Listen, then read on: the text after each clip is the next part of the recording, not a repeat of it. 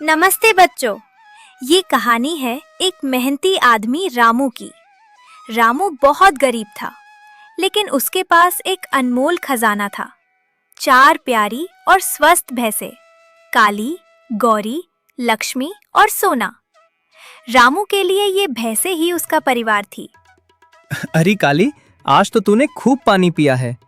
और गौरी, इतनी मस्ती क्यों कर रही है? लगता है आज तुम सबने मिलकर ढेर सारा दूध देना है। रानू मुर्गे की बांग से पहले उठ जाता। सर्दी हो, गर्मी हो या बारिश, उसने कभी आराम नहीं किया। चारों भैंसों का ताजा, झागदार दूध निकालकर वो एक बड़े मटके में भर लेता। फिर वो मटका अपनी साइकिल पर रखता और गांव की तरफ निकल पड़ता। आज दूध बहुत अच्छा है। उम्मीद है आज सारा दूध बिक जाएगा। फिर मैं अपनी भैंसों के लिए अच्छी हरी घास लाऊंगा। रामू का पूरा जीवन इसी दूध पर टिका था। उसी दूध से घर का खर्चा चलता और उसी से उसकी भैंसों का पेट भरता। ये सिलसिला सालों से ऐसे ही चल रहा था। बस गुजर बसर हो जाती थी, लेकिन भविष्य की कोई उम्मीद नजर नहीं आती थी। रामू, थोड़ा दूध आज कम दे देना, कल के पैसे भी बाकी हैं। कोई बात नहीं बहन जी, जब हो दे देना। लो, ये थोड़ा ज्यादा ही डाल दिया, बच्चों को पिला देना। ये रामू का सबसे बड़ा दुख था। दिन रात की मेहनत के बाद भी पूरा दूध कभी नहीं बिकता था। कभी गांव में किसी और का सस्ता दूध आ जाता, तो कभी लोगों के पास पैसे नहीं होते। बचा हुआ दूध अक्सर खराब हो जाता था और रामू की आंखों में आंसू आ जाते थे। हाय राम, इतना अच्छा दूध, क्या करूं इसका?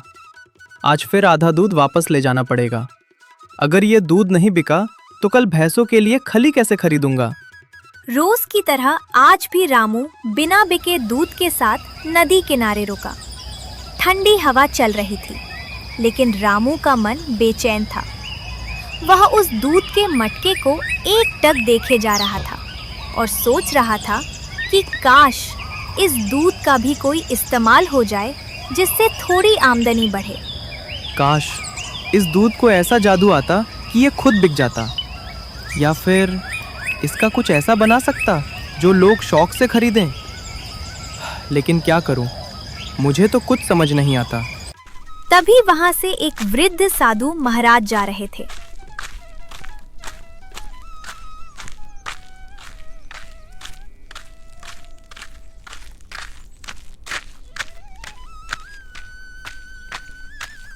भूख और थकान से उनका बुरा हाल था।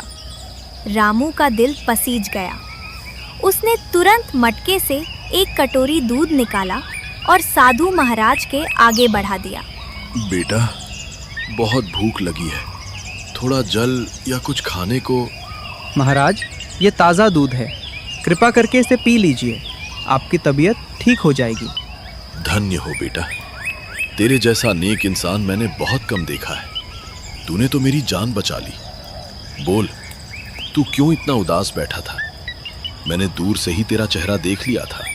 साधु की बात सुनकर रामू को लगा जैसे उसे कोई अपना मिल गया।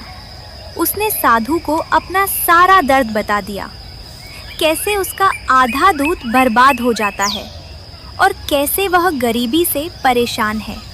महाराज, मेहनत बहुत करता हूँ, लेकिन किस्मत खराब है। ये बचा हुआ दूध मेरी समझ में नहीं आता कि इसका करूं क्या।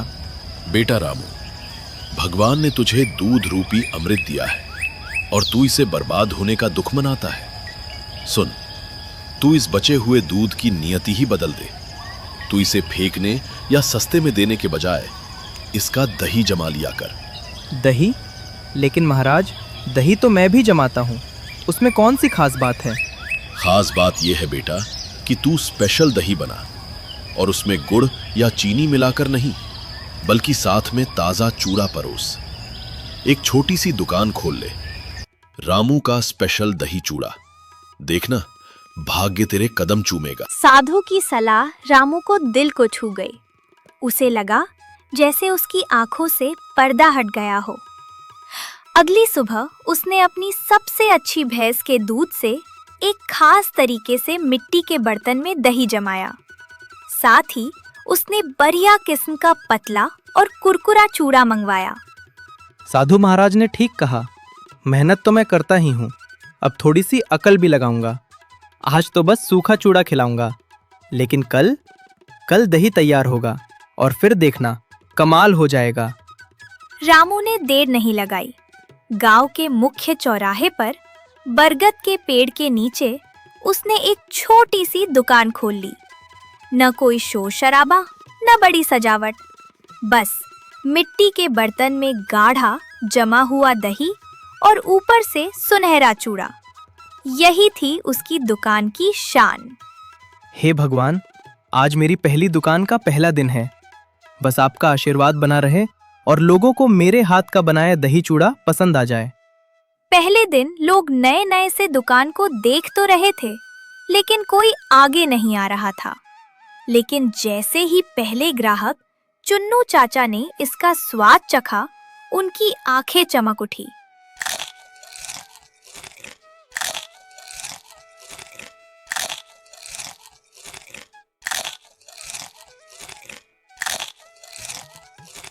अरे वाह रामू, ये क्या चीज बनाई है?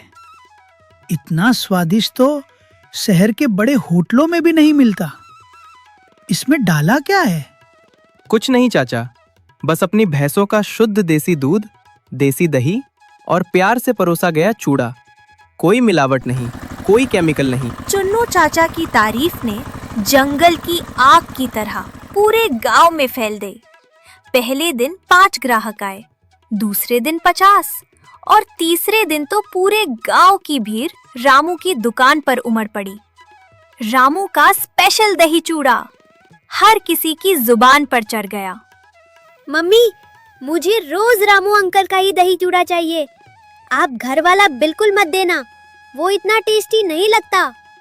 रामू भाई, तुमने तो कमाल कर दिया।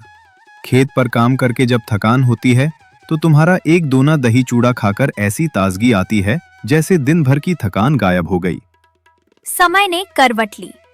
जो रामू कभी बिना बिके दूध के लिए रोता था, वही आज पूरे जिले का सबसे बड़ा डेयरी मालिक बन गया। उसने बहुत सारी भैंसें खरीदी और एक बड़ी डेयरी खोली। लेकिन सबसे खास बात ये रही कि वो कभी नहीं भूला कि ये सब कैसे हुआ। गुरुजी, ये सब आपकी वजह से है। आपने उस दिन न सिर्फ मेरा दूध पिया था, बल्कि मेरी जिंदगी को एक नई राह दिखा दी। नहीं बेटा, ये तेरी ईमानदारी और मेहनत का फल है। मैंने तो सिर्फ एक सुझाव दिया था। असली जादू तेरे हाथों में और तेरे साफ दिल में है। और हाँ, कभी अपनी पुरानी साइकिल और उस बरगद के पेड़ को मत भूलना। सच कहा गुरुजी ने। इसलिए बच्चों, कभी भी मेहनत करना मत छोड़ना। और हाँ, अगर कभी मुश्किल लगे तो अपने दिमाग से कुछ स्पेशल करने की सोचना। कौन जाने कौन सी छोटी सी सलाह आपकी जिंदगी बदल दे। तो दोस्तों, इस कहानी से हमें यही सीख मिलती है, मेहनत, ईमानदारी और जरूरतमंदों की मदद करने से बड़ा कोई धर्म नहीं। और हर समस्या का हल हमारे पास ही होता है। बस जरूरत है तो सही नजरिए से सोचने की। अगर आपको रामू की कहानी पसंद आई तो लाइक और शेयर जरूर करें। जय हिंद।